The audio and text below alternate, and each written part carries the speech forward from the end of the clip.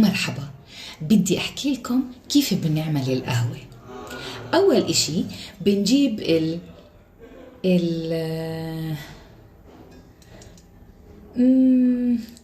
نسيت اسمها، لحظة. يا أستاذات فصيح، شو بنسمي هاي؟ بكرج.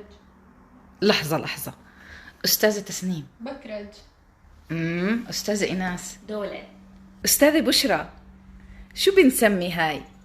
غلاية. دكتورة أسماء، شو بتسموا هاي؟ غلاية قهوة. هلأ كلمة بكرج ودولة هدول الكلمتين مش عربيات، يقال إنهم من أصل فارسي، من اللغة الفارسية. أما كلمة غلاية فهاي أصلها عربي، أيوة، وهي اسم آلة زي ما حكينا في فيديوهات سابقة. فهي اسم آلة من جذر غلاية. هذا الجذر معناه باللغة العربية يعني أعلى درجة من السخونة بوصلها السائل، فهيك بنفهم علاقة الجذر باسم الآلة، يعني هو الآلة أو الأداة اللي بغلي فيها السائل.